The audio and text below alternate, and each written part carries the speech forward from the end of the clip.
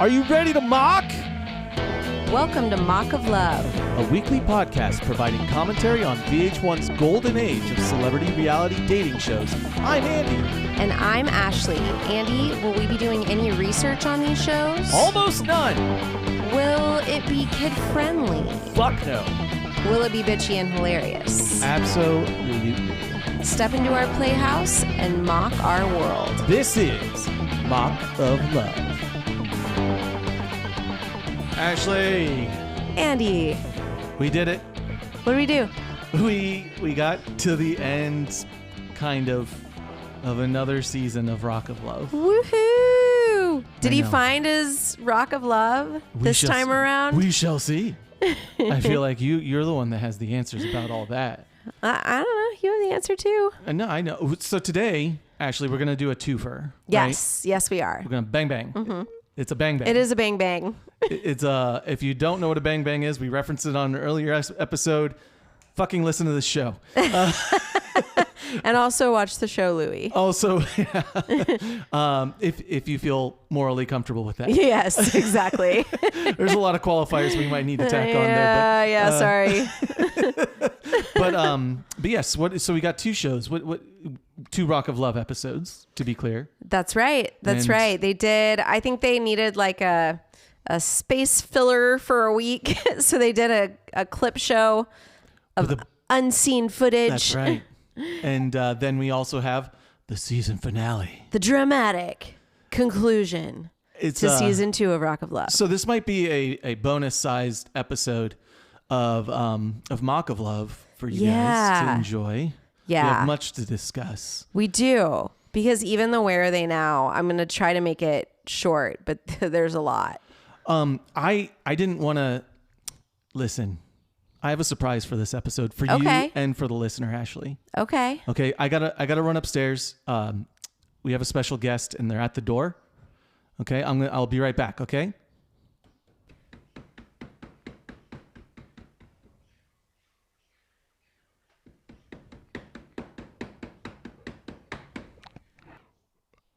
Ashley, how are you doing today? I'm doing great. Who are you? Oh, I thought you might recognize me. I'm Bert. I'm Bert Mitchell. Oh my God. Bert Mitchell. Bert is British? Bert happens to be actually country of indeterminate origin. He's Michael Crane. Is that his name? From overseas, we can simplify it. But it's a pleasure to meet you. Pleasure to meet you as well. A lot of people think that Bret is, I'm his doppelganger. But he is indeed Bert's doppelganger. You're the OG. I am the original, the original article. What?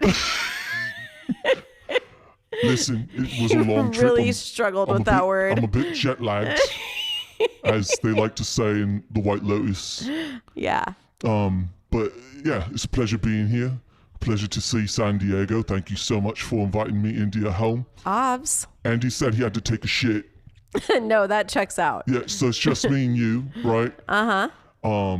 Do you have any questions, or would you like me to play a song? I would love a song. Yeah? Yeah. Of course you would. I know what women want. That's the difference between me and Bert, rather. You're Bert, I'm right? doing great. It's a lot of jet lag. I'll tell you something.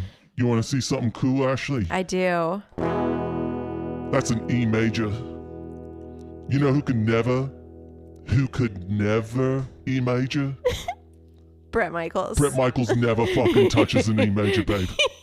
All right, listen, darling. I'm going to play a song in E major for you. This is the elusive fourth chord. This is the... I might even have 5, 6 new chords to show you. What? I love listening to girls.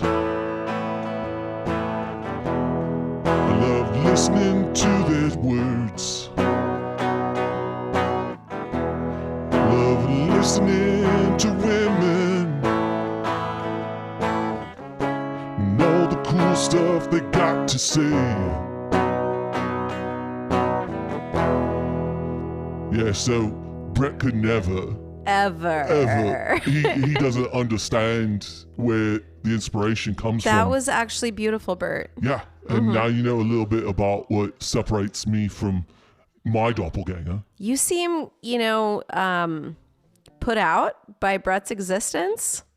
Yeah, I just Bitter, think it's a bit of a shit deal that he got all this fame and fortune and television, and meanwhile Bert is stuck flying commercial, fucking steerage no all the way PJs. across the sea to be here today, and Bert gets no respect. Tell you something.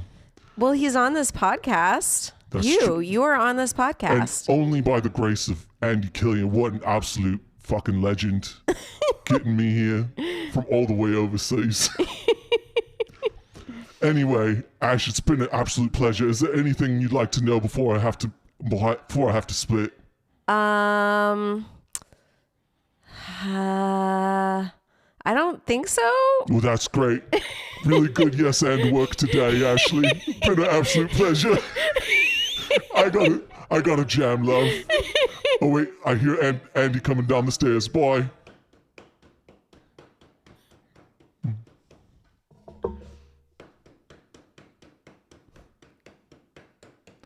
Oh man, had to shit. Ashley, what did I miss? Oh my God.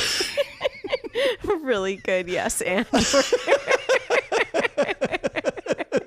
Sorry, I didn't know what to ask him. You were on the spot. He wouldn't even tell me where he was from. Like, where do I even start? Well, he told me it was a country of indeterminate origin. He wasn't really willing to engage on any level. He's a man of mystery, I think is what you mean to say. Yeah. Yeah, he's a very mysterious guy. Leaves much to the imagination. I didn't particularly like him. Really? Oh, what did you not like about him? Just, a bitter man. He seemed bitter. Really self-focused. About the existence of Bret Michaels. Yes. Yeah. Well, Ashley, do you have anything in particular? We're going to talk about the clip show. Okay. Right? Was there anything that jumped out at you about the clip show that we ought to go over? I mean, you, the one of ferocious notes. Yeah, I mean, I have notes from like every little scene, but like one of the ones that I really liked was the spotlight on Peyton. Amen. Yeah. We'll get a drop of that. Yeah. Because that was really awesome. She is actually a good songwriter, and everyone would just sit around and like listen to her play and sing songs. Even fucking bitter ass Megan had to acknowledge, like, I guess she's good at guitar or whatever. But like, yeah, they sat around and had like full blown campfire sing outs with Peyton. Brett's like, oh my God, she's better than me. Amen. Yeah. She's wonderful. I love her. Yeah, she and Bret had to like it was kind of cool, like it was for a clip show, it was still standard episode length. Yeah. And it was just hard to squeeze in behind the scenes stuff about every woman on Rock of Love, but the fact that Peyton got a spotlight, I think is telling. And like a long one. Yeah. Yeah. That was really, really awesome. Peyton, you're still our girl. I'm writing this, so it's gonna be choppy. Yeah. 'Cause all I've ever wanted is wrapped up in you. So Peyton is... You know what I liked? The Courtney scene. Oh, the Courtney scene was obviously a very delightful scene. Okay, what did you like? I liked that they made it very clear that Aubrey is bisexual as fuck. Yeah. And wanted to get busy with Christy Joe. Yeah. They did a whole like love montage for them. Really did. And it does nothing to dissuade you from the idea that Aubrey likes girls and guys. Yeah. And Doesn't she even say something like that KJ just isn't comfortable with her sexuality yet or something? Correct. But that Aubrey likes KJ as much as Bret. Yeah. And like she's torn about like, having to compete against KJ because she's like, I don't want to have to lose either of them. And it's like, you like girls. That's great. Love that. Yeah. That it was cute. I liked KJ it. just wasn't as comfortable being a bisexual icon. But liked the attention, I Liked think. the attention. We also got really uncomfortably familiar with Amber's stomach. Yeah. He called Amber's stomach a beautiful stomach. And they just spent like 5 minutes of clip Yeah. talking about her stomach. Yeah. Going She through does her have like ab a workout. washboard stomach. Yeah. And then Megan would be on the side talking about how it's pudgy and it has C-section scars. You get liposuction scars. Oh, yeah, that's right. Not C-section, and I'm like, liposuction. I don't see a liposuction I don't scar. see a scar anywhere. Number one. Number two, if she had liposuction, then why are her arms also so Yeah. jacked?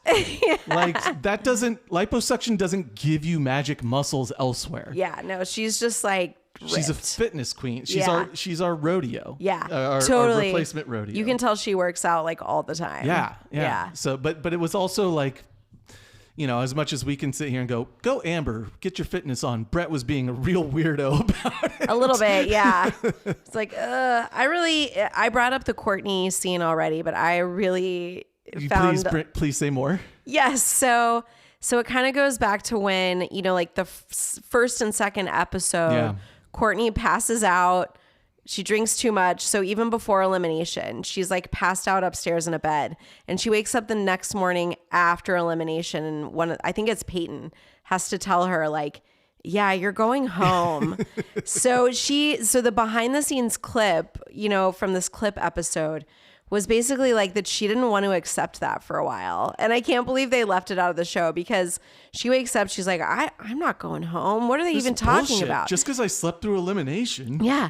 So she goes down to Bret's room, quote unquote, and like pounds on the door. And it's kind of made clear that Big John actually hangs out in Bret's room all day. So Big John is in that room, ignoring her pounding on the door.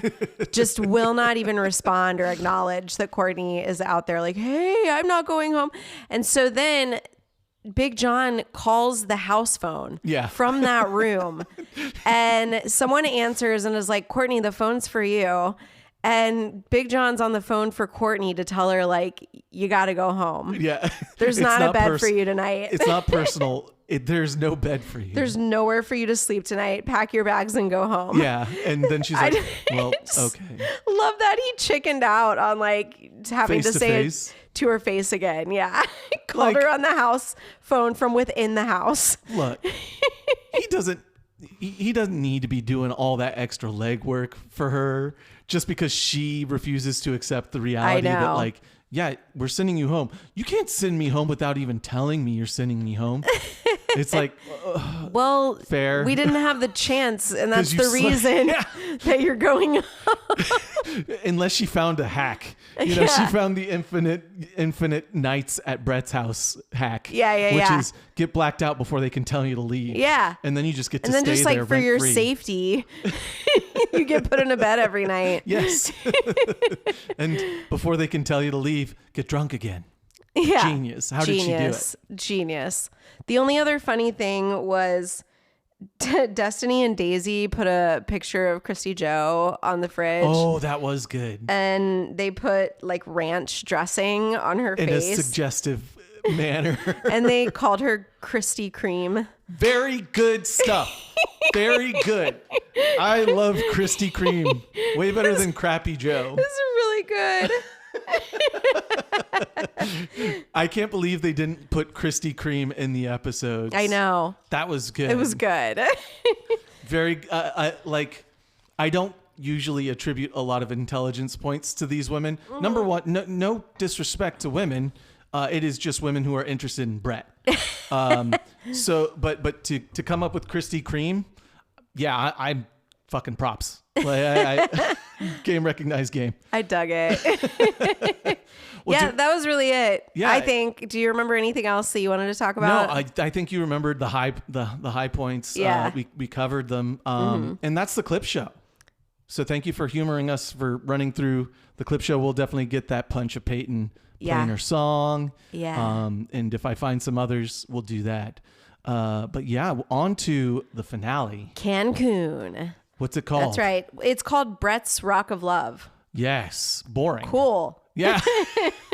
Like, you can't name the title of the episode the title of this show. They're really trying to drive home the I'm not looking for my rock of lust or my rock of like. It's my rock of love. He quoted that like a few times early on in the season, and now he said it again in the finale, as if to say, "You guys believe me. This is real." Yeah, this is all real, and because we need another season. And I'm way into these girls, and it's gonna be a really meaningful, long time relationship that I have with one of them. Yeah. If you guys can't tell, I hope it's not coming across too hard that I'm starting to have like some disdain for the show and for Bret and for everything. I don't know if you would be alone in that. I feel like you and I probably both have like a lot of fucking like this fucking clown again coming out of our voices, even when we're not saying this fucking clown again. Yeah. I told Andy, like, I can't do another season of Rock of Love right now. I need a break. So we're going to do a different VH1 dating reality show for next season. Absolutely. Yeah. And I figured out, I don't want to do like, let's say we did Flavor of Love. I don't want to do like every season of Flavor of Love in a row because I'm getting a little bored with Bret and his antics. Okay. You run out of stuff to say about the man, and then you just begin to despise the work you love. Yeah. You know? Yeah. It started to become less fun for me. I mean, to talk, because I'm like, this guy. It's one thing that I, for the editing of this show, watch the episode and now for the 4th and 5th times. And then during the show, you and I both watch it now, for your 3rd time at least, minimum. Yeah. And so to then go back and to do 2 seasons back to back. That's really it. Like, I love this. I love the show. I love doing our podcast. It's just like too much Bret Michaels at once. Yeah. And so we are plotting and scheming to like make sure we don't burn out on Flav. Yeah. We want to make, and we are looking at Flavor of Love for next season. I know. I was like, are we going to announce that? But yeah, why not? Let's go ahead. Flavor of Love next season. Stay tuned, everybody. We have one more, we have the reunion episode for Rock of Love season 2. And then I'm going to put together another best of. Oh yeah. Best of Rock of Love. So you guys get a couple more weeks. Of Bert. Rock of Love of Bert. And then we're on to Flav. I do, I know that look, it's a bonus episode. Everybody's ready for more content. Look, I think we are walking into a fucking cultural minefield by doing Flavor of Love as 2 white as fucking snow people. Yep. I propose, recognized, acknowledged. I want to preemptively propose that we have the cultural appropriation equivalent of a swear jar, where if any of us slide into any sort of black scent, any sort of appropriative things that are inappropriate, we make a donation to like the Southern Poverty Law Association like or NAACP or something. Exactly. Okay, I'm in. Yeah. So anytime we catch ourselves or you catch us, we will make a donation, and we apologize in advance. In advance, we're going to be on our game. It is just something we are, I think, rightfully afraid of. Like, okay, Flavor said this, and all of a sudden sliding into a Flavor Flav accent of some sort. Right. And you can see you're cringing already. We can feel you across the airwaves cringing at us. So we will make up for it. We promise. What do you think? I like it. But I do think we should keep getting into Rock of Love because this is going to be a long episode. On with the show. So what are we doing, baby? We are packing. We're going to go to Cancun. Bret fucking says, "Andale, let's rock." Bret, I'm going to need you to hit the jar. You need to make a donation right now. It was a perfect lead in. Andale? Andale, let's rock. I've never... See, can you hear the disdain in my voice? We hate this motherfucker. I've never heard a Spanish-speaking friend in my life say andale. I know. In my entire life. Yeah, right? It's Speedy Gonzalez, right? Yeah. It's his experience with the Spanish-speaking community in these United States. 100. Yeah. So they go to Cancun, which they take beautiful. A PJ. Oh, they do. Mm-hmm. A Learjet.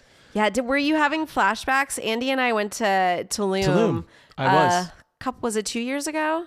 No, it was 3 more years? than that. I think it was 3. Dang. Yeah. It was wonderful. And this part of the world is gorgeous. Insane. Yeah. Absolutely beautiful. It was like one of the coolest. I thought it was like one of the coolest trips we've taken. Yeah, the cave swimming, Yeah. like just the being cenotes. right on the beach. Yes, Yeah. cenotes. I was trying to remember the terminology. And we went to Chichen Itza. Chichen Itza. Yeah. Yeah. I probably said that wrong. No, I but think you did. I think you did a good job. But the Mayan ruins were cool. And so Bret and Daisy and Ambre are showing up to the Me Cancun resort, which we think they went to Me Cabo. Did you forget to shout them out?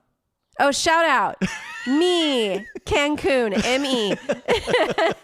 They're cool. They're beautiful resorts. Yeah. And they're pulling up to some Mayan dancers because that, like, this part of the world, it's like there are these amazing Mayan ruins Yeah. and pyramids and stuff. It's so cool. In the insanely advanced culture. If you haven't been down there, like you learn a lot about it. Like very advanced civilization that all of a sudden Disappeared. fucking died. Like it was a real bummer. They're like not sure why, like maybe disease or famine, they think, Yeah, but like yeah. they were super advanced. It's crazy. But they to your point earlier, I do think that they went to another Me resort last season in Cabo. In Cabo. Yeah. So they must have like a relationship Yep. with Me. Bret or, like, must love the that owners. shit. Yeah. I mean, they're beautiful. Yeah, Yeah. they're like this resort's right on the ocean. The girls are going into their room right now and it's like ocean views. They have this enormous like patio overlooking the ocean and the pool and everything. It's such a big patio that there's another bed on the on the balcony. So you can fuck. Fuck outside. And I think him and one of the girls end up doing it on one of the outside beds. Yes. Yeah. One of the girls. Yeah. The other one, it's too rainy and cold, and so they go They inside. go inside. Yeah. Spoiler alerts. But anyway, we're on the first date. Yeah. And it's a menage a date. It's with Amber dinner and at the Daisy. resort. Yeah. We didn't even say that Amber and Daisy were the girls left. I don't even think. I did. Yeah. I we did? mentioned that Okay, earlier. thank you. Yeah. Yeah. Yeah, and so they're trying to hold a conversation. Oh, we left out Amber going, how pimp is that? Oh my God, we did. Thank you. So right before dinner, it's like they get these gifts from Bret, quote unquote, but they're actually just like all Me branded. So the resort gave them a bunch of gifts and Bret took credit. And Amber goes, how pimp is that? And it's so cringe. It's really like I will need to do a drop of it. Speaking of cultural appropriation, Honest to God. it's like this is us trying to do Flavor of Love. Amber, the tone of you're going to hear it. You're going to hear Amber say that if you didn't just hear it, depending on where I drop this bad boy clip. But woof. It's so nothing nerdy. could feel less natural than Amber saying pimp. Full balcony to ourselves with a canopy bed and it overlooked the ocean. How pimp is that? 100. It feels really bad. It feels bad. Okay, so now they're at dinner and Daisy starts out with, I have a list. And she pulls out a list. She has an actual list of like questions that she has for Bret. And she's basically like, you give all of these compliments to Amber. You tell her she's smart, she's interesting, she's this, she's that. And all you can say about me is that we have a physical attraction and it stops there. And Bret goes, uh-huh. And your point? Like literally Bret goes, we do have a great physical connection. Yeah. But he basically says she's mysterious. Yes. Which is to say, there's nothing else really going on between us, girl. Yeah. Which becomes more apparent throughout the episode. Really does. We'll probably make a lot of comments about that. I will be making a lot of comments. But then Amber lays in to her about leading with her sexuality.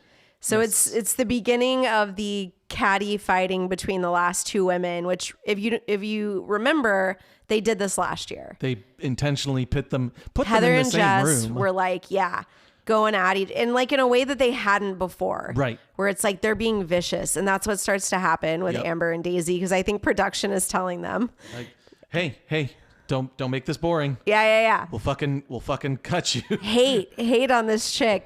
Every time she comes in the room, say something nasty to her. Yeah. You know? And that's exactly.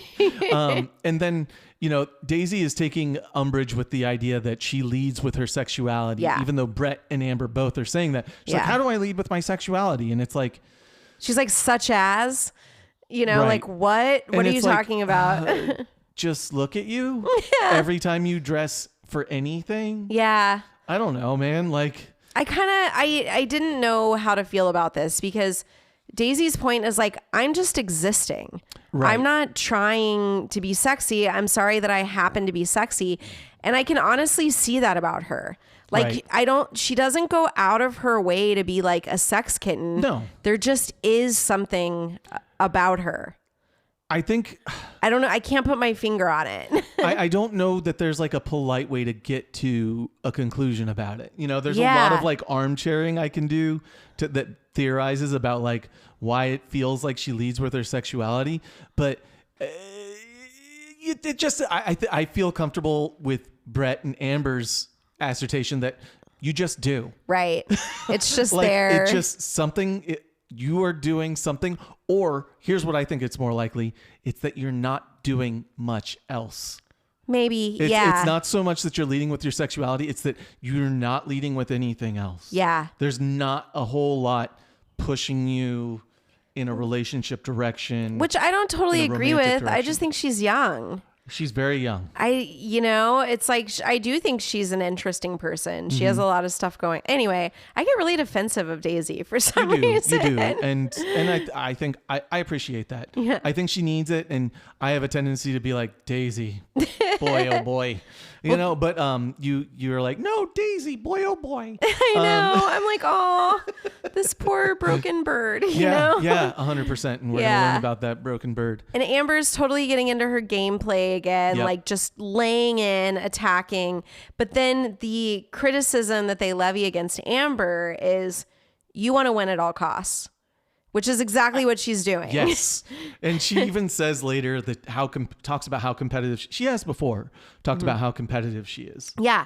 And you can see it. You can see she's that girl. Like, if you caught her in a pickup game of flag football, Yep. you might get injured by her. Because she is throwing her body around like it doesn't matter. She must win. Yes. Yeah. You get that vibe. Yeah. And I as the episode goes on, I continue to get that vibe. Oh, yeah. Like, I don't It gets really more know aggressive. that she cares about Bret. She's saying she's in love with him and stuff, but I really think she just is very determined. She definitely cares about winning. Yes. That is very clear. This very whole episode. determined. And she likes to achieve what she sets out to do. Yeah. Kind of thing. Yep. Yeah. And so it is announced that Amber will have the first date Yes. tomorrow, and Yes. it's going to take the whole day. And Daisy's like, I'm not going to get to see Bret for a whole day. I know. She's like all sad, and she Bret. tells Amber that she hurt her feelings. It's saying Bret, like Daisy is satisfied. Bret. I'm not going to get to see Bret for Bret. a whole day. Her voice. I know. I'll leave her alone before you get more defensive. Well, no, then Daisy gets really combative Yes. with Amber. So again, I don't know if this is like producers or if she is actually like offended, but she's basically telling Amber like, I'm sorry you're not comfortable in your own body. I wish you could be more like me. Yeah. And Amber's like, I am sexual. I'm sexy. I'm confident and I'm bringing it. I was like, oh my God. Once again, the way she says things is Totally. so unnatural. It's so fake. It's really painful. I mean, you might be the best kisser in the house and you might have a sexual side to you, but like, you don't ooze that at all. It definitely isn't like thrown in our faces quite the same. It doesn't come across that way. Right. And we've said that from the beginning. She's a Christian camp counselor. She I is. just put my finger on it. She's got the same energy. Yes. That puppy energy you Yes. need to be a Christian camp counselor. But Daisy's criticizing her. By the way, Amber's legs are still scarred. I know. Speaking of flag football. Flag football still fucked up her legs this late in the season. The annual Rock of Love Bowl. Jesus. Yeah. And but Daisy is pointing out that Amber is very all the things that Ashley and I are saying right now. She's very white picket fence. Yeah. Very, very white bread. Yeah. Very corny. Yeah. Like extremely cornball. How is this ever gonna work with Bret's life of like backstage and concerts and touring and being around a lot of like artists and hippies? Yeah. Her energy, Daisy's onto something. Her energy doesn't really jive with that of Bret and his posse. No, this girl, we've already done a whole what does Ambre do? She's leader of the PTA, whatever. But I picture her life as being get up early, work out, go to work, come home and cook a sensible dinner, go to bed early so you can get up for your workout the next morning. Yeah. I think that is Amber's life. Yeah. And she wants to be with a rock star. In 2008 or whatever we are here, she is carrying around a full-size Nalgene. Yeah. Remember, you can drive your car over it. It'll never break. But if you put it in the dishwasher once, you're it's absolutely over. fucked. It's over. Okay, so they're at their date, which I actually freaking love their date. Amber and Bret's date. Yeah. Yes. I hate it because he's in shorts. Yeah, I didn't really want to see that, to be honest. But their date is cool. You got a shout out for me? Yeah, shout out Ishkaret. Yeah. Which I'm pronouncing it that way because Bret did, and I'm guessing he got coached on how to pronounce it. I think it's like itch. Yeah. Ish or itch. Ishkaret. Yeah. Yeah. Which is Xcaret. Yeah. Yes. IX. No, I. Yes. It just starts with an X. No, it starts with an I. I promise. I wrote it down. The sign just had an X. Someone was standing in front of the I. Are you sure? I promise they're going to show there signs. Was nobody standing in front of it. I can prove it later because I know the sign comes up again. Okay. You don't have to pause. All right. Because I thought because I remember in Tulum there were a lot of. Are we really going to keep fighting about this? Yes, we are. For the audience. I'm so bored. Behind the bit, you guys are like chpa. I know. Words starting with just X. X. They're starting with X. I'll show you later when they're having their meal later. Goodness. Okay, fine. I'm going to die on this. And if I'm wrong, you can slit my throat and kill me. Whoa. Is that what you want to do? Wow. Am I being dramatic? Slit my throat and kill me. You just took me into like a fucking Taking Back Sunday song. This is really dark shit. Do you see how over this conversation I am? Okay, fine. Moving on. I don't even... Okay, maybe you're right. Yeah, it's everywhere, God. man. I'm going to slit your throat and kill you. Cool. Welcome to one of our fights. Always ends in murder. Oh my God. Okay, Jesus. so anyway. So Ishkaret with an X. There's like monkeys, there's butterflies, and they get in this like really cool boat and they go basically into like a cenote. Yeah. So they're in this cave with like water, but they're like up on this platform getting massages. And Incredible. It looks just lovely. Yeah, it looks like it kicks so much ass. Yeah. And then Amber, in a ploy to prove that she is very sexy and she's bringing it, jumps on Bret's back to start massaging him. Thank you for revisiting the bringing it. She brought it, baby. They are macking down in the cave. They really are. And yeah. They're eating each other's faces. Good for you, Amber. Oh, and during the massage, Bret goes, "Me no speaky so much." Yeah.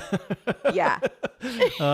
He's Me no speaky so much. So boring and dumb and has no good jokes, and I fucking hate his guts at this point. I'm over your shit, Bret.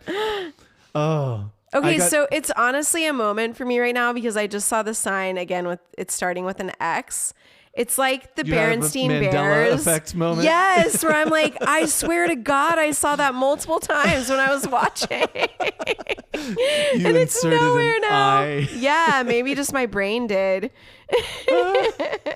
Well, I'm gonna slit your throat once again. Every time I see it, slitting your throat. I'm here for it. But now they have to eat because even their meal looks amazing. It does. They're like on the ocean. There's waves crashing behind them, but they're on these like rocks and this like perfect platform that's set up with margaritas and Mexican food, and again, just lovely. Next time we go to that, is it the Yucatan Peninsula? Yeah, it is Yucatan. And next time we go down there, we have to go to this place and remember. It looks kick-ass. It really looks cool. And then Amber's like complimenting Bret, like, genius move. Yeah. She's just like, you break stereotypes, Bret. And I'm like, excuse me? Yeah. You what? No, you don't. Not really. Yeah. He's saying that he has an emotional connection with Amber. And that they're feeling really emotionally connected right now. But I think it's just that they're adults of a similar age that are able to hold a conversation. They're just having a conversation. They're talking about like relationships and his kids. And he's like, Amber knows who she is. She has a great career. They have chemistry. But can she really hang as a rock star girlfriend? Ooh. Yeah. No, she can't. Like, just knowing her, like, it doesn't make sense. Daisy is on to something.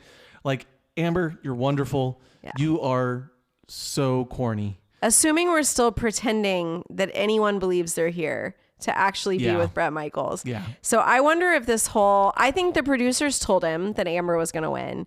And I wonder if the idea is this is a stable woman. And we're going to show the world that like, this isn't just a joke. Right. So we can squeeze another season stripper. out. Yeah. We're not going to make this we're not going to make this, Bret dates a woman half his age for less than a month. Which, like, how much more fun would it have been if they just owned that this is an absolute joke and him and Daisy got together and like, I feel like they might actually work at least as like fuck buddies or something for like a month or two, you know? Yeah. And yeah, I mean, it would, I think it would be a little bit better if they just like went ahead and said like, and just leaned who in, are we kidding? But they couldn't at the time. You called the show Rock of Love, and that's the problem. Yeah. It should have been called Rock of Lust. Yeah. And then you could have Bret just date the porn stars. Yeah. Yeah. And Amber's like, I've completely fallen for you, Bret. And Bret goes, goodbye, my love, when they leave each other. I'm like, okay, playing up the romance. It's rough. And then they go back to the hotel so that they can get ready to go out for their dinner. Yeah. date. So she gets a whole day. She gets like the day date, and then, but didn't they just eat? It's kind of, maybe they get a nice long blood break. Sugar. Yeah. You gotta remember that blood sugar. That's right. It's probably dipping right now. Remember, he was almost dying in Cabo last year. Yeah. That's why we were always eating. He was like season. absolutely pale. Yeah. He looks good this season. He looks. They're feeding him strong like bull. Oh no. You want me to put a drop, Dr. Ron? Yeah. Strong like bull. Okay, I'll drop that here. Dr. Roy, you getting a good reading over there? Strong like bull. All right, I'm calling the first girl. Okay, great. So Amber goes back to the room and Daisy's like being needlessly nasty. Yeah. What more? This is what you want for TV. Yeah. But it's true though. It is kind of what we want. It is. It's one of them says, I think you're a hateful bitch. And the other one says, Amber says to Daisy, for someone so pretty, you're a really ugly woman. She says like, you're the ugliest person I've ever met in my life. Yeah. Like inside. And I'm like, okay, whoa. That seems a bit much. Yeah. You're from Alabama, Amber. Like, I guarantee you. Oh, yeah. Did we figure that out? Yeah, she says, okay, this is a lot different than Alabama at some point. And I looked at you and I was like, Alabama, that's the spot. And then we were saying last episode that her dad was such a Texas accent, but I guess not. I don't know. I guess our Texas accent radar is off. It's interesting. The accent radar is also a gaydar. I don't know. I don't know why. They're interchangeable. Don't know why they did it that way, but that's what it is. It has 2 different settings. It has 3 settings. The third setting, it lets you know if somebody's Marvin Gaye. It's weird. The Marvin Gaye setting? The Marvin Gaydar. It's you just like, are you Marvin Gaye? No. And that's the only use it has. It's very limited. It doesn't play what's going on. It doesn't. No. That's sad. It's a really limited use. I don't know why they even put that. It doesn't play setting. what's going on. Nice. Oh my God. That's Marvin Gaye. What's a going on? What's a going Marvin on? Gaye, What's a ex going Bert on? Mitchell. What's a going on? What's a going on? Oh my God, please have that ready by next week. What's a going on? What's a you have to record a full version of that, actually. Don't think I'm not going to, babe. I know the chords. Oh my God, it's perfect. Oh my God. That's great. Thank you for that. Yes, This is you're delightful. welcome. Did we miss anything funny? I'm making up for not yes-anding enough earlier. What's the going on by Marvin Gaye is great. Okay, so they're going, Amber and Bret are going to dinner. Amber looks stunning, actually. She's a good looking woman. Yeah. Although, well, no, I'm not going to pick apart her hairdo, but that's okay. It's very Jersey Shore. Let's put it that way. It's got a poof. Yeah, she did a Snooki poof. Yep. Oh, we're doing a Jersey Shore rewatch. Because we're so sick of fucking Bret Michaels. No, it's so fantastic. It's the funniest show ever. It's such a delight to like revisit these old reality shows. It is. And I didn't know how much fun it was going to be. And Jersey Shore is such It's a peak. step up. Like it's incredible. It's peak. Like this is a funny show to talk shit about. Oh my God, Ashley. Yes, Ashley, yes. Ashley, Yes. we're back. We cannot talk about Jersey Shore anymore. We have to talk about this. The gift. The gift. Walk me through it. So Bret gets Amber a nice gift for dinner. Can you describe the look on my face both times that the girls opened their gifts at dinner in this episode? Nausea. Disgust. Disgust, absolutely. It was an uncontrollable. Like Ashley wants to spit at the TV. I got physically ill from these gifts. How would you? What? Can you describe? They're goddamn charm necklaces. They're charm necklaces. They're charm necklaces. It looks like, and if you are unfamiliar What are with they in first grade? If you're unfamiliar with a charm necklace, it's you go and you find trash and you turn it into new trash that goes around your neck. Listen, I had a charm bracelet when I was like 11. You know, it was really fun to collect your charms and fill up your charm bracelet. They are adult women. They are adult women. And these necklaces are the fucking goddamn ugliest things I've ever seen. It is literal trash on trash. Ugly. And Daisy, because Daisy also gets one later, and she calls out the brand. Yeah. And I'm it's trying like to find it in like my that. notes right now, but they're I want to say it was like Giotti or something. Gianto. Gianto. There we go. Gianto. Yeah.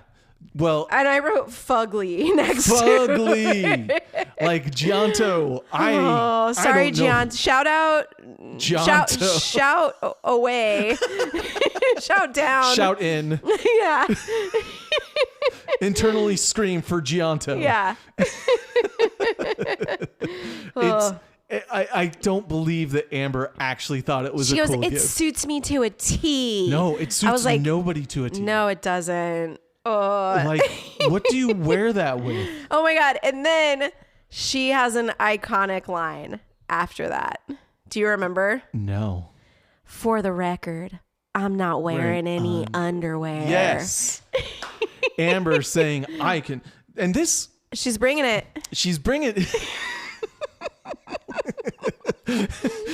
And we didn't even talk much about the argument her and Daisy were having in the hotel room, but essentially the argument in the hotel room with Daisy solidified Amber's resolve to be horny as fuck. Yeah. She's like, I'm going to win and I'm going to fuck Bret to do it. That's what went through her head. Yeah. Hey, Daisy, you lead with your sexuality. That's disgusting. I'm going to do that now. Yeah. I have decided my new game plan is to absolutely fuck Bret because I hate you so much. It has nothing to do with Bret and our sexual connection. Yep. She flashes some beef. Yeah. His way. Yeah. As soon as she says it, she like opens up her legs to the side and he takes a peek and almost faints. Yeah. He's loving whatever's happening downstairs. Oh my God. Again, it just feels so dorky. It does. It just feels dorky. Like it's just not natural at all. It's the first time she's done anything remotely like this, right? Yeah. And it is after she says like, I'm going to win. Yeah. It just she wants to win at all costs. Yeah. Yes. And he goes, check, please. Yep. And they go to the room. And just a classic, like, cheesy Bret response. Yeah, check, please. Check, please. Oh, my gosh. And he says it's the moment of truth between him and Amber. Meaning? Yeah, I guess we're going to bone. They're going to pork. Yeah. Yeah. I mean, they've made out a lot up to this point. He keeps saying that there's chemistry and that she's a really good kisser, but, you know, they're finally going to do the deed. That's right. Yeah. Because Amber wants to win, and for no other reason, they are going to have sex. Yeah. Yeah, absolutely. Oh, Amber. Yeah, so they start making out hardcore on the outdoor bed. I know you guys want the juicy details. Yeah, no. That's what everybody wants. Hang on. I need to tuck my penis under my waistband. Okay, continue. Good. I just it's so arousing watching Bret dry hump this girl outside in his jeans and bandana. Oh my God. I can't believe his wig stays on for that. The bandana is not holding leave it on for sex. Oh man. So now it's like the morning after. Bret looks like shit, honestly. Because his wig is showing. No bandana. Oh, and they're like kissing goodbye, and anyway. And they banged. Yeah, and they banged. There we go, cha-ching. And now Daisy gets to go get Amber's sloppy seconds. Congratulations. The structure of these dates in Mexico from last season to this season is wild, because it seems to be tradition now that he will sleep with both women in Mexico. Yes, that is understood. Yeah. And I swear it's not SA. Right, correct. It's important to state that it is not SA. Swear to God, this is all very consensual. However, you probably won't win if you don't fuck Bret. Oh, man. When you put it that way, it feels real bad. It feels real bad. I mean, to be fair, they both seem to want to. But again, if we're saying Amber wants to win at all costs, like, did she really want to, or did she just want to win? She just wanted to win, but that's consent. She wasn't kicking him off. Yeah, exactly. Anyway, definitely wasn't saying no. Their breakfast looks so kick-ass. It really does, and it's like out by the beautiful ocean. That Central American, non-mainland Mexico kind of breakfast. It's like tons of fucking fruit. I mean, don't get me wrong, a Mexican breakfast kicks ass too. Yeah. But like you get further down towards the more tropical parts, and they just load you down with really insane fruit. Yeah. It looks we good. ate so healthy when we were in Tulum. Like every meal that came, we were like, oh, this is actually nutritious and wonderful. Yeah. Where's my bacon grease everything? Until we went to the restaurant in town. That got us sick. The local spot. I know. We were like, we're going to also do the local thing, which I don't want to shit on. Like, the locals are wonderful. Name the local thing. Yeah. No, it just was something like that our stomachs weren't used to. What happened there? No regrets, honestly. Yeah, it was delicious. Yeah. Okay, Daisy's date. Okay, Daisy's date. She goes, all I want to do is get ready for my date. There you go. Thank you. Shout out to the Avenger boat. They go out on a boat cruise. And I got to say, Amber won as far as dates go, because this is such a boy date. It's 100% a boy date. Like, Bret's like, I'm going to do this thing that you're going to watch me do. Yeah. They go fishing. Yeah. Which is a common thing to do in Mexico. Like, go out on, there's really good fishing. But does a chick who has never expressed any interest in fishing want to go? Like, I don't know. I feel, but this all suggests to me that Bret knows we need an activity, because we aren't gonna talk. Yeah, because remember Jess's date was a boat, and all they did was make out. Yeah. They didn't know what the fuck else to do on that boat. Whereas Amber, it's like a lot of talking, a lot of talk, a lot of places where you're just together, walking, talking. Right. And now you're gonna watch Bret fish. Yeah. And get seasick. Yeah. And there's this moment, I will do a punch of Daisy talking to Bret, because she is addressing the allegations that she leads with her sexuality and that there's only a physical connection there. But her responses, Ashley, how did I describe Amber trying to talk to Bret? I can't remember. She talks like Chris Farley on the Chris Farley show. Yes. Like Chris Farley interviewing a Paul McCartney. Oh, you mean Daisy. Or a William Shatner. Thank you. Sorry. Yeah, you said Amber. Oh, thank That's you. why Yeah. I was like, No. I don't know. What Daisy. did you say? Thank you. Yeah. I beefed the setup. So Daisy talks like Chris Farley in the SNL sketch, The Chris Farley Show. Yeah, she does. Bret asks her like a direct question about like, where do you see yourself in 5 or 10 years? And she's like, where are you at in your life right now? It's just, there's,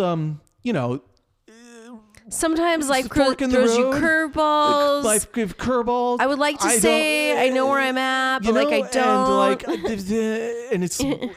She's just rambling. She's flailing. Directionless. Which honestly, at her age, I probably would have said the same thing. I know what I'm looking for, what I want, what I don't want. Right. But for me, like, my experience is that, like, it just sometimes life throws you a curveball. And it's not, there, so it's good to know, but, sometimes, And I don't know if that's, like, a good thing or a bad thing if you're like, oh, but that's just all I know. You remember when you went to Japan and at the airport they arrested you because you had some pot and made all the papers and everything? Well, to be honest, Chris, I'd kind of like to forget all that. But like would you do it with 0 completed sentences? When you're trying to match up to Amber, who knows exactly where she's at in life and is 37 years old, You realize that you are kind of in a she hot was seat. trying to like come up with an answer. Yeah. Like, okay, I'm gonna try, but she absolutely fails. Just fumbling. Like, Yeah. Do you remember when you were in Poison? She's like, just because That was cool. I'm not 500 years old like Amber. That was good. Your Thanks. Daisy's getting better. Thanks. You need to. I think the important thing with the Daisy accent is. Did I say you're doing better with your Amber? No, you said Daisy. Okay, I'm losing my mind now. I thought. I don't know. Me too. Oh shit! But like the important thing with Daisy accents is that every word has to have kind of a lift off. Yeah, the emphasis is like A chaos reigns situation. Lola. She's not as Lola as some of the other Chaos people. reigns. But she does want to. All I want to do is hang out with Bret. She does the alls I want to do. And love him forever. Alls I know. Alls I want to do. It's like, oh my God. So she's trying to learn how to fish. Yes. And getting incredibly seasick. As anybody who has gone on the deep sea for their first time will tell you is common. My God. I die when I go out on boats like this. The first time I did, I was wrecked. And then I think my body's like, okay. It like got used to it. Yeah, it understood the assignment the next time. But it is, if it's your first time on the deep sea, you're going to get fucking seasick. It's bad. The human It's body bad. doesn't know what the fuck you're doing. Yeah. Have I told you, because I get like motion sick, seasick really bad. Have I told you that like one of the last times I was out on a boat like this, I was sick for like 3 days. No way. Afterwards. Yeah. You just couldn't get your equilibrium back. I could not. Yeah. Anyway, so I am feeling for this girl. She's dying. Yep. She's dying. And then to the point where Bret finally goes to the boat captain and is like, we need to go back. And we need to turn this boat around. And Daisy, here she goes. She's going to lose her lunch. She's going to actually puke. Because she didn't eat enough breakfast probably either. And she is drinking margaritas. But also, like, this is just what happens. This is, At a certain point, it's just like, bleh. And they go ahead and let us see the sputum. They do. They show her puking. Like, how humiliating. Oh, no. Gross. It's Lunch like gone. brown and green. It's like margarita and guacamole. And it's so explosive. Like she is spitting it out of her face. Aren't you glad for this description? Aren't you glad that we're here? And then for production you? like puts her on this wavy screen. Yeah. She's like, in the talking head. Yeah, in her talking head. Yeah. Oh my gosh. Yeah. So I don't know what Bret was thinking with this date. I don't either. It's so fucking cold-blooded. It's such an awful date. I'm wondering because, he took Jess on the boat date. And I'm wondering if he originally thought Daisy was going to be the one that takes it home until this date was such a colossal disaster. Yeah. Yeah. Oh, You know? yeah. Like, You know? I take the winner on this boat cruise. Save the best for last kind of thing. Right? Yeah. Because, Heather went first last time and Jess went second and on a boat. Yeah. Yeah. Uh-huh. Anyway, there might be a formula here. That's what I'm wondering. Yeah. But now she's like, oh, Bret really cares for me. He's taking care of me, even though I just vomited and so on. And I'm like, well, let's not forget this was his dumb fucking idea in the first place. I know. She's like, I feel like I ruined the date. And it's like, did you? Yeah. I think Bret ruined the date. Yeah. Just by making it a fishing date. Correct. You know, it would be totally the date different. was a failure on paper. If Daisy had said, I really dig fishing. Like, this is my thing. But like, that is clearly a boy activity unless proven otherwise. It is not really something a lot of chicks love to do. It's like if Bret was like, all right, Daisy, I'm taking, first of all, Amber, you and I, we're going to get massages and have dinner. Daisy, you and I. We're going to see monkeys and butterflies. Yeah. And like be in the jungle. And Daisy, you and I, we're going to go throw heavy things. Yeah. We're going to pick up heavy things and we're going to see how far we can How do you feel throw about them. live bait?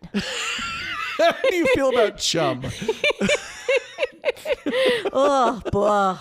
And then, you know how we've gone back and forth about whether they did or didn't hook up? Yeah, like, she keeps saying on the show, we've hooked up like 500 times. And then she said later that they never did, like after the show. Never ever. He says during this scene, I've seen you naked, drunk, and puking. Yes. So I think they did. I think I think she kind of just wanted to deny it later. Yep. I think you know? I think she wants to shut off this part of her life. At the same time, she gets her own show after this. I know. It was responsible for some level of career movement. You know? Yeah, totally. Like she was a fan favorite in a weird way on this show. Yeah. Now, Bret is presenting Daisy with the trash on trash necklace. Oh, I have a physical reaction when I see these necklaces. Babe, it's a real Gianto. It's a Gianto. We should have looked up how much they cost. Oh my God. Do you think I can't do that right now? Yeah, look it up. Gianto. The other thing I want to point out before that is when they got back to the hotel, they kissed. And I was like, they're puke kissing. There's puke Who everywhere. does that? All right, women's necklaces starting at $1,200 USD. There's a $25,000 one. Damn, they're actually cuter now. Maybe this was just a Bret moment probably in asked time. for the shittiest one they have. He was like, you know they what? don't do charm necklaces anymore. Yeah, I think they learned their lesson. They're like, we lost It's so out of many style. sales. That serpent necklace is actually really cool. What do you think they got for men? Let's look at that. Oh my God, probably lots of rings. Oh, this is where it gets rough. Chains. This is where it gets a little. Oh, you can buy a Tom Sandoval original. Oh my God, you can, a lightning bolt. Perfect. They know every guy is out here looking to be Tom Sandoval with his weird Harry Potter fixation. Him and Raquel. That's a Vanderpump reference. I know that's not this show, guys, but just for those of you who follow along at home and don't know what the fuck we're talking about. So they do seem to be expensive necklaces. And you know what I would do with that fucking necklace if someone gave it to me? You would heave it into the ocean like you're on the Titanic? No, I would sell it and go buy something cool. Oh, that's a better idea. Yeah.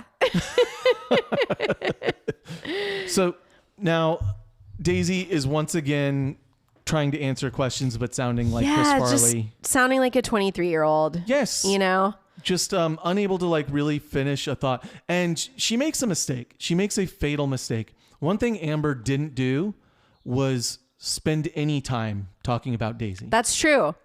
That's true. I didn't pick that up on our first watch. Yeah. And it's like, yeah, Amber didn't mention Daisy at all, but Daisy is immediately like, I don't understand Amber. And she tries to throw her under the bus, but the fact that she's unable to finish sentences in front of Bret is making her trying to throw Amber under the bus look absolutely worse. Pointless. She's like, you know, Amber, she's like this white picket fence. And I don't know. Boring. You know, just boring. And it's like that was the dirt you had to do. Like you started a new topic of conversation and it ended with, I don't know, she's just boring. Well, to be fair, okay, she's the third contestant that said that about Amber. Yeah. Right? When I've like gone back and watched like Talk of Love interviews, like Lacey's podcast. Aubrey said it on a different podcast. And then who was it that said it on Talk of Love? Destiny, probably. Yeah. They were both like, none of us understood why Amber got that far. She was boring, And so it's probably chatter among all the girls that Daisy's like, they're all like, I can't believe she's getting this far. She's boring. Right. Yeah. And fair criticism, but Bret didn't ask.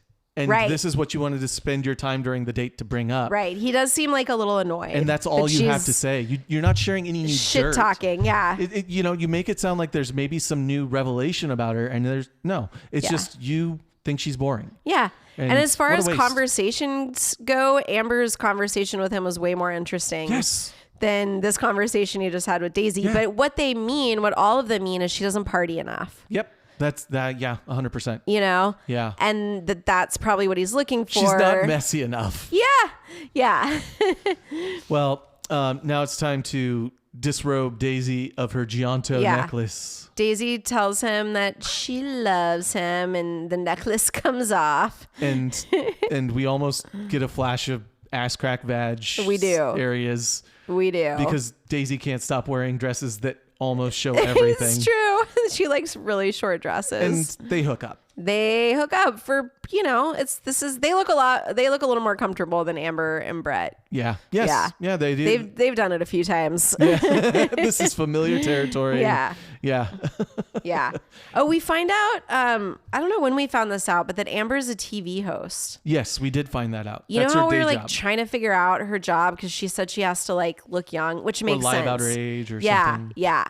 So that actually makes more sense than some of the explanations we gave. Yeah. Like in that industry, being young is a thing. Yep, and being old is a death sentence. Yep. Mm-hmm. Have you ever seen the Last Fuckable Day Absolutely. Skit? Yeah. Julia Louis-Dreyfus, Tina Fey, Amy Poehler. Is it Amy Poehler? No, it's Amy Schumer? Yes. Okay. Yeah, on her show. That's right. Yeah. That's right. Last Fuckable Day is so an good. incredible sketch. Yeah. Yeah, that's really good shit. Okay. And now Amber answers the door for Daisy's walk of shame, and Daisy just averts eye contact and is being very cold and like, Yeah, and Amber keeps making a point out of like you have become a different person since we got here, Daisy. I thought you were a nice person, and you've been nothing but nasty to me since we've gotten here. And this personality flip, blah, blah, blah. And like, to me, I'm like, I think production is asking her to be this way. Yeah.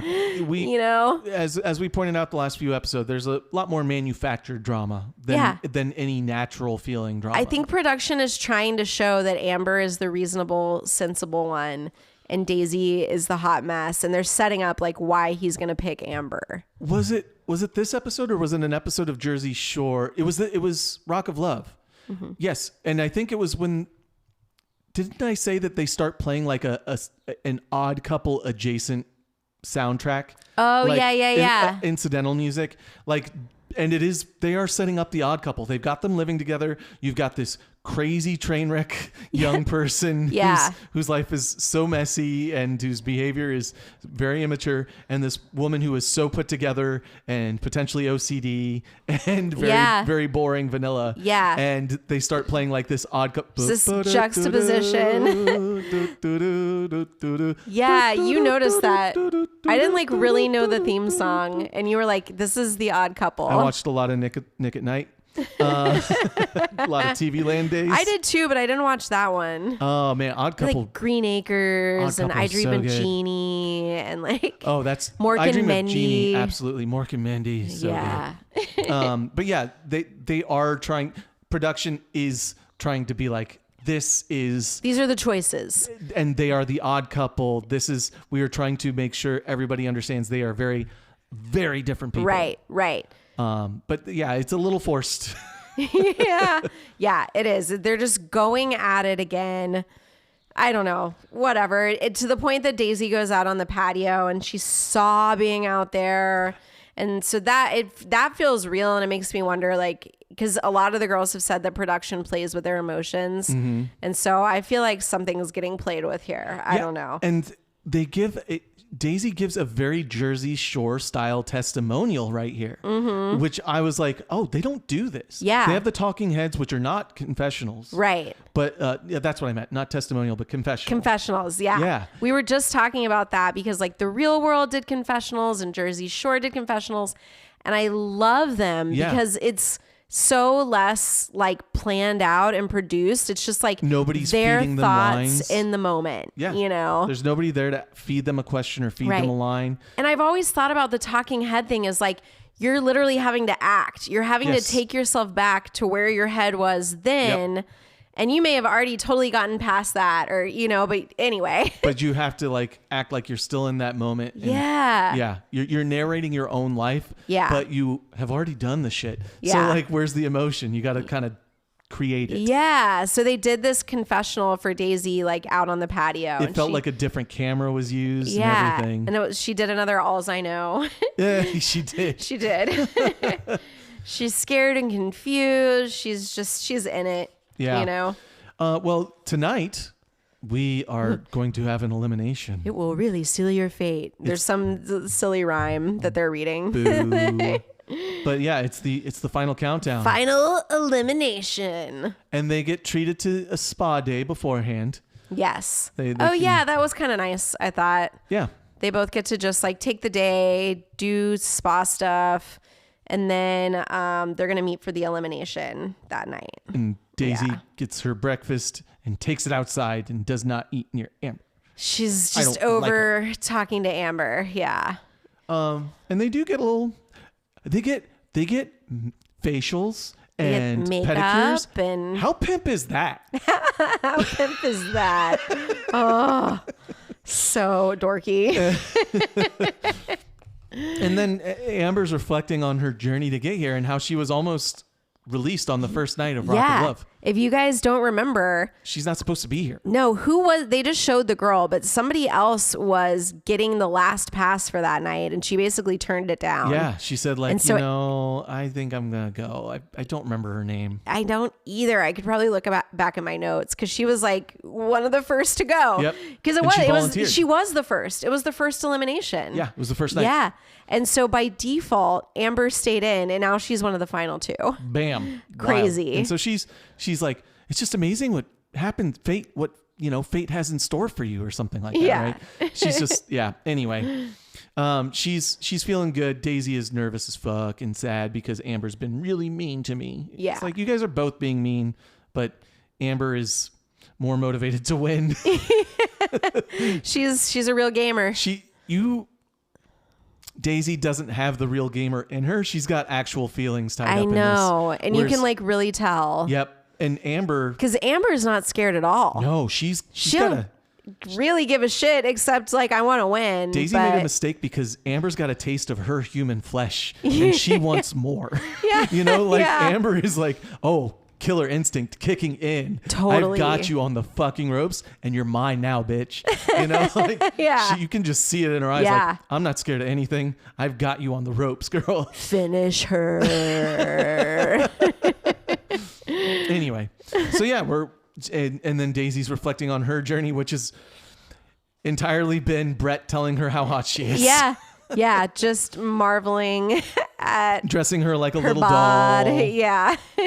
Marveling at her tits. Her yitties. But also, Daisy, wait, what did we call them? Tatters. Tatters. Her tatters. Also, we Ogling marvel her at tatters. Daisy ability ability on the football field. Oh yeah, and like falling at the roller derby, rink, wrestling a greased hog, all those good things. And I don't know. And Charles. Yeah. I'm going to bring up Chuck later this episode. You are? Yeah, because we got a shout out for a star commenter of ours. Oh, yeah. Yep. You know who you are. Stay tuned, bud. I'm actually going to talk about Chuck a little bit too. Oh, fun. Yeah. Mm-hmm. Oh, we obviously. Mm-hmm. Well, I think without delaying too much longer, should I just skip ahead here a little bit? Yeah, because there's like a lot of them like getting ready for elimination. Exposition. Yeah. Just flashing back to different points of the episode. Really trying to make you connect emotionally with the journey. Yeah. Yeah. And then there's also a scene of like Bret walking on the beach in his jeans with like his shitty song playing. You know the one that's like, there you lay and here. You lay. And here I stand. Yeah, exactly. That one that they play like every time something serious is happening. Bert Mitchell told me that's his least favorite song. I answered Bert the door and it was that the song? first thing he said. Really? I was like, hi, Bert. And he's like, I fucking hate that song. Weird. I sounded a lot like him. That was good, huh? That was so weird. How did I do that? Weird. I know. You do a good Bert imitation. Mitchell's impression. That's wild. Well, Amber dresses up real pretty. Yeah. She cleans up real nice. Yeah, she looks great. Mm-hmm. I think Daisy looks great too. No disrespect to Daisy. They Daisy both get like great. pro makeup and hair done. Very much so.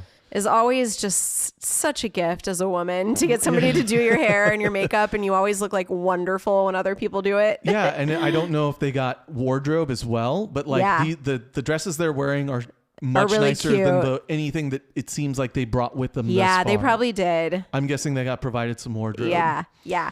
And they're kind of breaking down in that montage of like, what is Bret's decision? They've kind of drilled this point home the whole episode, but like Daisy's a rocker chick. She gets my lifestyle. She's sexy. She's a free spirit. And then he says, I like ye. And then he says, Amber. That's all you got, man. That's all you got. I like ye. Literally, that's all you got to say about her. And that's all you got to say about most any girl that you've seen. You don't know how to express emotions. You have really fourth grade ways of expressing your fucking song lyrics are fourth grade level. Yeah. Like, I'm so done with you. And it's Bring me Flavor Flav. It's like Amber knows herself. She's confident. She's mature. But will she fit into my lifestyle? So like we haven't already gotten the point drilled home enough. Right. And then they show up to elimination, which can I say is a Survivor set. Is absolutely. They even have tiki torches. It is a Survivor set. They walk down these dramatic stairs that are like lit with red lights, and it's like a Mayan temple, like they do in Survivor. It is. Yes. Yeah. And Bret, do we have anything for this, babe? Oh my God. Hey Ash, do you like a Bret in a short skirt and a long jacket? And a long jacket. That's right, ladies and gentlemen. It is Long Jacket. It is the moment in Mock of Love where we discuss Bret Michaels' fashion decisions at elimination.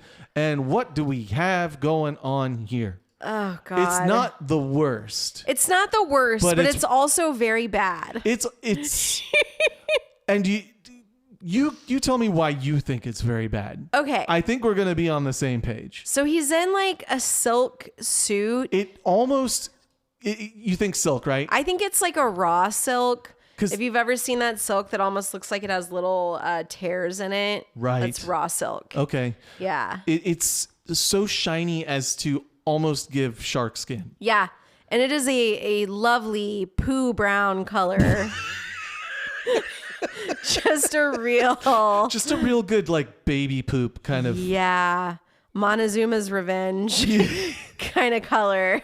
and he's got it buttoned up. I don't know why you needed to button the bottom button, my guy. And can we talk about how ill-fitting it is? It fits bad. It fits very badly. The pants are enormous and baggy. I want Which maybe was the style, but still. I want Derek Guy, the fashion tweeter, Yeah. you know, that writes for the New York Times and shit. I want him to break this look down because you don't button all the fucking buttons on your sport coat, you stupid dipshit. No. He's got them all buttoned. We should like tweet at that guy and ask him to do a breakdown. Dear Derek, please comment. Please. Or hopefully absolutely. he's on Blue Sky because he is. I follow him. Okay. Because we don't fuck with Elon Musk and blah blah blah blah blah.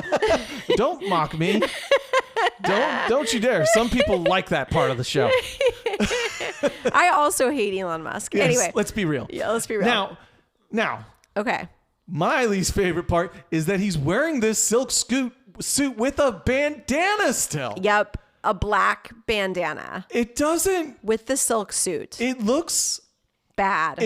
It looks Rex Kwon Do. Like it looks like fucking Diedrich Bader and Napoleon Dynamite. Yeah. This outfit is confusing and you look like a joke of a karate sensei. Yeah. It's so He's wearing like a black button-up shirt under the suit jacket, and it has not very many buttons buttoned. It is a deep V. You see down to his nipples. Yeah. Of chest. The fit sucks. Everything so bad. about it. Like we said, it's not the worst thing we've seen on the show. It's just very bad. It's ill-fitting, and all the girls look fantastic. I know. Both of them. It's not fair. But anyway, his makeup is impeccable. What can I say? Yeah. Like Heather said, he wears more makeup than any of the girls.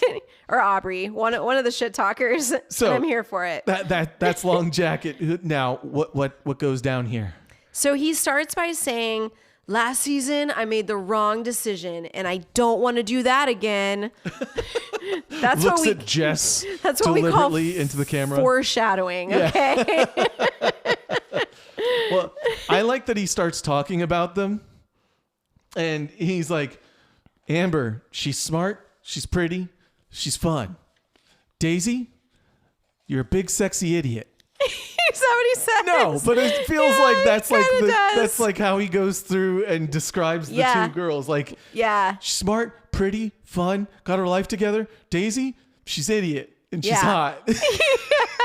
And he's kind of like criticizing Daisy right now. He's saying that she's like too mysterious and all these secrets keep coming out about her life. Which we should be over by now. You said you were over, but you got to bring it up one last time. Yeah. And then he calls Daisy down. Smart and beautiful. Oh, no, sorry. He's talking about Amber right now. You already said that. He once again throws out the, I'm not looking for my rock of love. Like or lust. I'm looking for my rock of love. Yep, there it is. I was not looking for rock of lust. Sure you were, bud. Okay, whatever. Sure thing. Cool. You're a real cool dude. You're right. He calls Daisy down first. Now, Daisy is wearing the Gianto. I need to point out, Amber is not. She's like, I will not wear that trash around my neck. She's going jewelryless up top. Oh, wait, Daisy used her Gianto as a neck strap for her dress. Is that right? Which is kind of cool. She found a cool way to use her Gianto. Because it's kind of like this halter top kind of dress, and it looks like she took out the string that would have been the halter and replaced it with the charm bracelet. I'm like, dope. Okay, props, Daisy. That's a clever use. That's cool.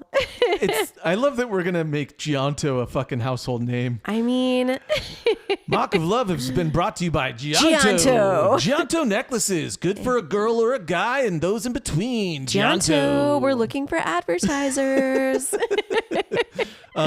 So yeah, this is the big moment, and they're both weeping. They're both sobbing. And it's also very cold. Yeah. Like they're dressed very poorly for the weather. They do outside. look like they're shivering. Yep. Yeah. And so he calls Daisy down. Yeah, Daisy gets called down first. She basically is thinking, I won. I'm the winner. I win. Yeah. And Amber starts sobbing harder as Daisy's walking down. And then Bret says, Your Torrent's here. That's all he says. So fucking cold as ice. It was cold-hearted. I laughed because I was like, ain't no way you fucking breadcrumb the shit out of this girl. No sweet speech about like, I really care about you. Nothing. It's been, he's done that for a bunch of the girls. Yeah. It is a hard, cold, your tour ends here. And that's it. And Daisy's like in disbelief, and she's literally breaking down. She's like, what, am I supposed to just like go home? It's awkward. It's sad. It's sad and awkward. Like, I'm not even gonna get like a proper goodbye from this man. It's so cold-blooded and wild. Do now? Should I walk away? It is almost like Bret, in the same way Ashley and I feel, wants to just be fucking done with this shit. Yeah. He's like, your turn's here. He's getting bored after let's 2 wrap seasons. It up. Cut. That's a wrap, folks. That's in the bag. Season 2.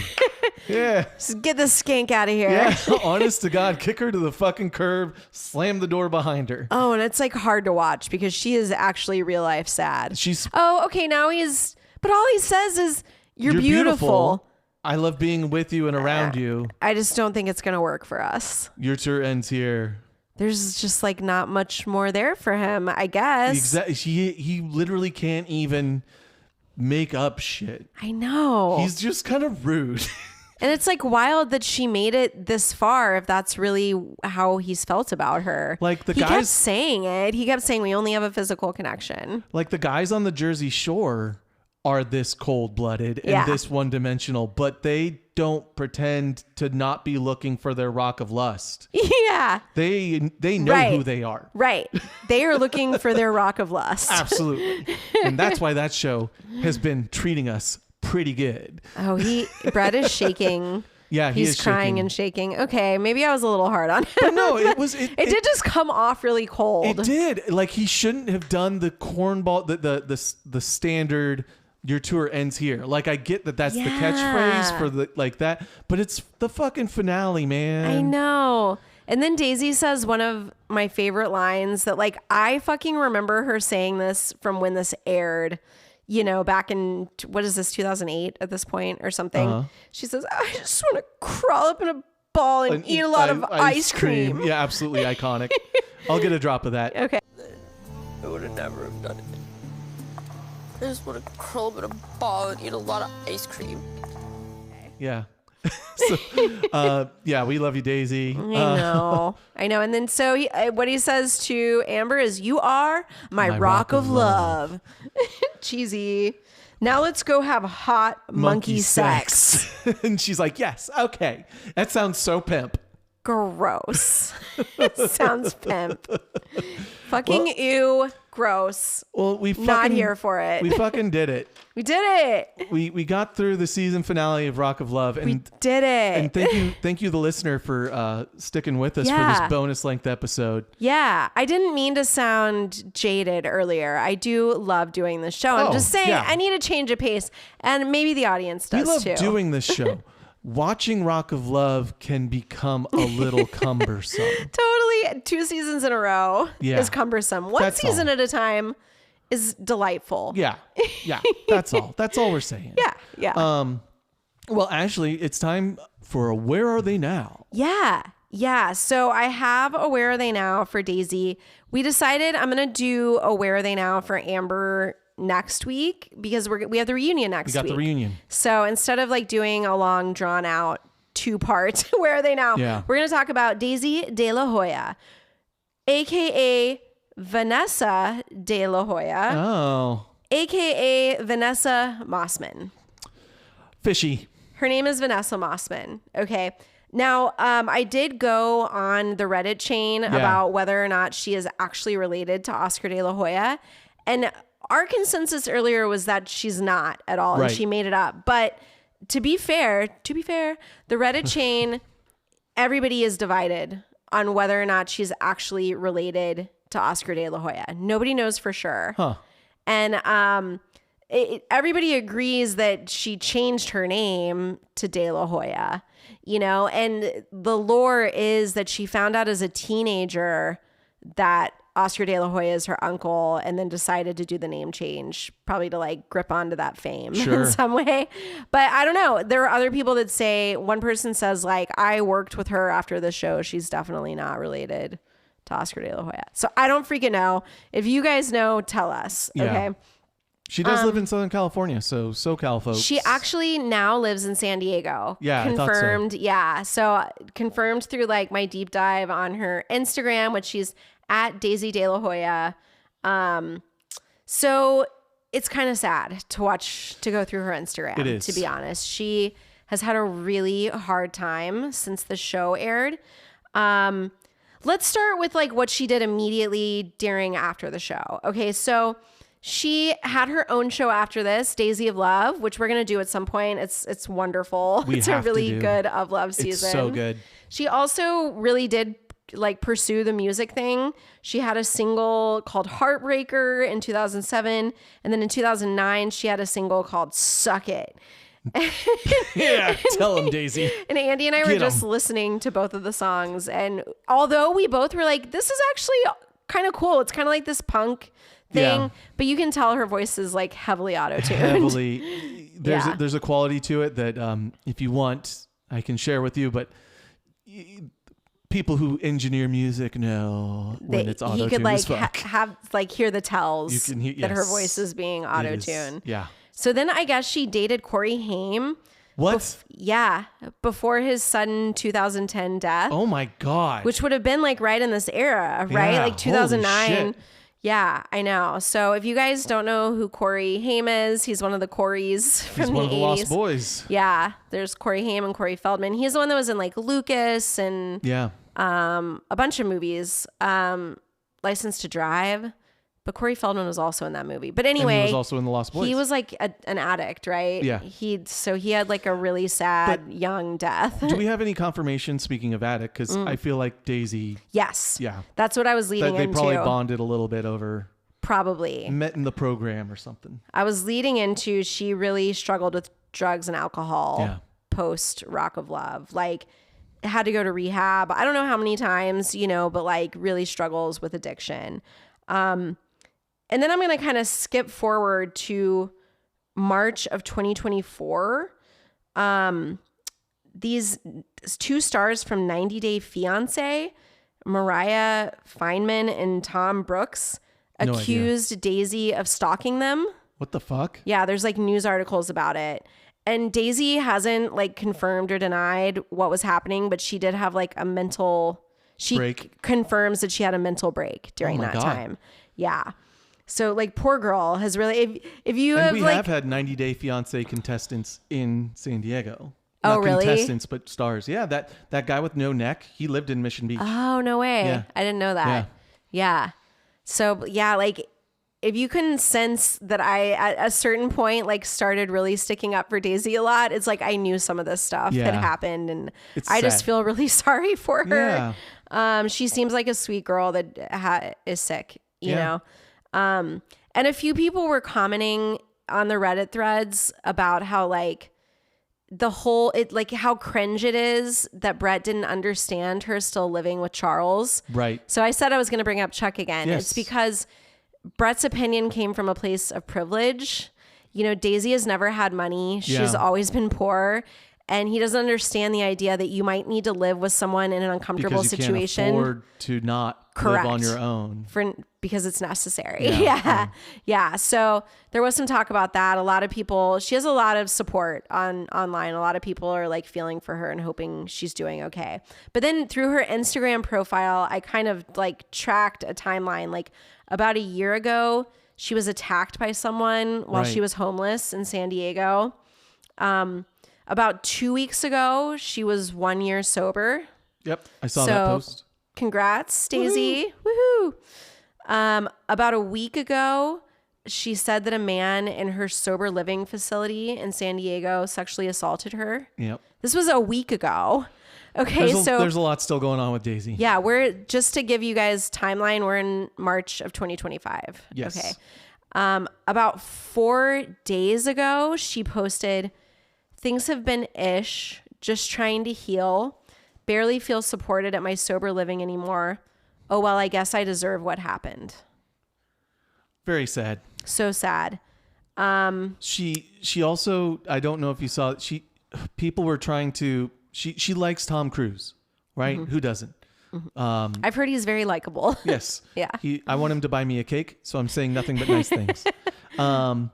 And people were playing games with her, pretending to be Tom Cruise, telling them that Tom Cruise wanted to be with her or whatever, or wanted She's to be a friend. getting catfished? But not like directly by people. Yeah. But then she made like an Instagram story post, I believe I shared with you. Yeah. Where she was under the impression that she wasn't under the impression. She was mad at Tom Cruise because Tom Cruise owes me $600 and da-da-da-da-da-da. And I'm like, did you Venmo somebody you thought was Tom Cruise $600? Oh, God. Like just fucked up shit, and she's realized now that she thinks that a lot of people are playing with her interest in Tom Cruise to fuck with her. And man, some people are fucked up. It's messed up. Yeah. Like it's a real bummer that Daisy believes it, but also, man, she's in sober living, man. Like, who knows how bad it got for her. Yeah. It's really fucked up. She just got sexually assaulted in sober living. Honestly. And she like goes through the story about it. Basically, the people at her sober living facility didn't believe her that she got sexually assaulted. They called the police. The police took her and booked her. And then she saw a doctor who confirmed that she had been sexually assaulted. Oh my gosh. And so then had to go back to the sober living house and they kicked out the dude. But like, what a freaking slap in the face. It is. You know? It is. And yeah, you feel for her. I do. Heart goes out to her. Like, it seems like she's trying to get her shit together, you know? And she's down here and we give her a hard time on the show, but like, she's a real person. Yeah. Daisy, if you're ever listening, she's trying to grow. You have support out there. Yeah. I know a lot of people on the internet support you. We support you. I'm so sorry for all the things that you've had to go through. Yeah. Yeah. And we love your individual show. Yeah. I feel like this is getting into eulogy territory. I know. Yeah. Okay. Yeah. Take over. Should I take over? Take the reins, all right. Jesus. All right. Simmer down, bow your heads, close your eyes. Dear VH1 Jesus, male Jesus this time. It's the one with the penis. We are specifically here. Everybody knows that real God and real Jesus have real balls and dicks. Oh my God. Everybody knows that. Dear Heavenly Penis Having Father, VH1, we are here to celebrate the life and times of Daisy, and we are so glad that she's still with us, and hope that she is able to get her life on track. We support you, Daisy. We think it was real cold-blooded how Bret let you go. It seemed really shitty, but we are stoked that we have another show with you, at least one more show with you, and it's one of my faves personally. Mm-hmm. And what a treat we have to look forward to. Yeah, it was really cold-blooded, but we hope things are going well for you, and we look forward to seeing you on the reunion and your own show to come. In our bedonged Father's holy name, amen. You really put an emphasis on the holy there. Where did you put whole? Where did you put the E? Was there an E in holy? I have never thought about God's dick before. I just always, as a deconstructed Christian, it's just always funny that God's pronouns are very important to him. And so it must mean, oh my God, if you're going the Charlie Kirk Ben Shabibo route, that God has actual dick and balls. Why do we insist on calling That's God what you him? need us to know. Why do we insist on calling him him if we aren't supposed to think about how he has a dick and balls? Oh my God. Literally never thought about it before. You're welcome. Anything you're enjoying in your life right now, baby? I just watched my favorite movie of all time. You did. I did. A little comfort watch. I did. Eternal Sunshine of the Spotless Mind is a GD masterpiece, and I will die on that grave. It's very good. It's so good. It's so touching. If you guys haven't seen that movie, it's not just touching, it's like so cool visually. Yeah. But most of the movie is like a dream. It's like a dreamland that he's in. But it's also just like a really like interesting commentary on, if you're done with a relationship, do you want to forget all of it? Or do you want to maybe hold on to some of the beautiful moments that happened in that relationship? And maybe that's okay. And maybe even holding on to the hard things or the bad things is okay because it taught you something. Yeah. And that's, there was a discussion about that. I don't remember where I heard it, but it might've been an article, but the idea, I think it was a science article where they were talking about how they can get mice to forget certain memories. Mm-hmm. They found a way to get mice to and it was like kind of a shock therapy thing.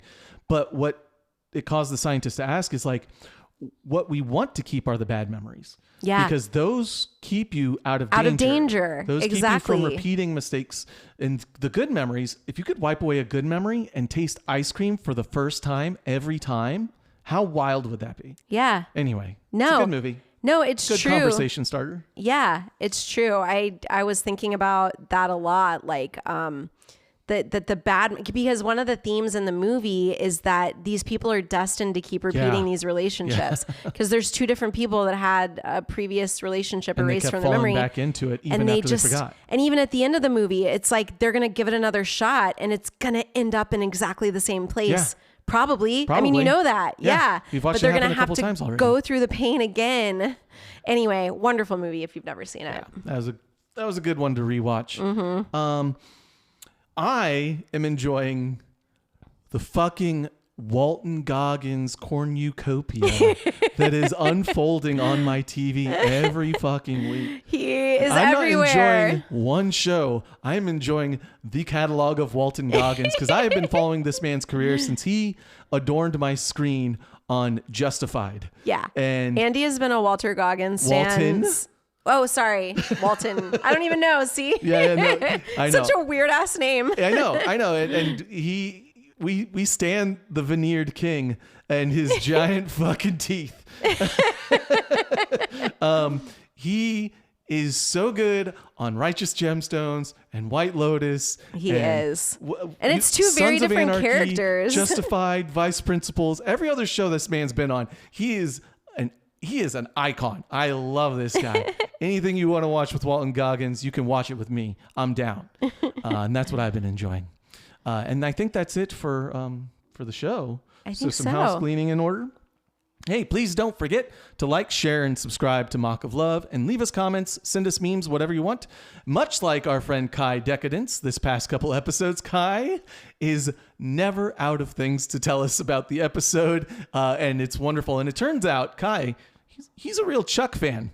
I said Chuck was going to come up again later this episode, Daisy's ex-boyfriend, and Kai has a type, and he is comfortable with letting us know that it is Beefcake Douchebag.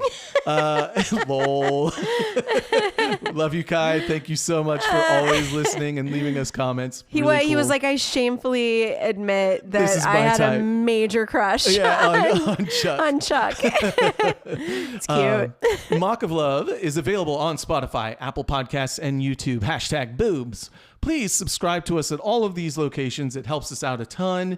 Also, make sure you're following us on our social media sites. Instagram, we are mol.podcast. Blue Sky, we're at MOL Podcast. Find us on TikTok at Mock of Love Podcast, all spelled out. And we are not on X. We don't drive swastikars. We think public service workers contribute to the economy as a net positive. And I think that man's dick don't work. I think it's broken. I heard it's broken. And that sounds right to me. I think that's it. I was here for that one. You actually enjoyed that one? Yeah, it's come full circle because he's being a real pain in the ass lately. That is putting it mildly. He's ruining our country. Yeah. Yay! Anyway, if you're listening, Elmo, go ahead and KYS. On that note, from those of us here at Mock of Love, Will you continue to stay in this house and rock our world? Have a great week, everybody. Bye, guys. Mock of Love is produced by Andy and Ashley. All views and comments do not necessarily reflect the views of Andy and Ashley, so ease up on us. If you enjoyed this romp through reality shows past, please follow, like, subscribe, and leave us a comment wherever you listen to podcasts. How pimp is that?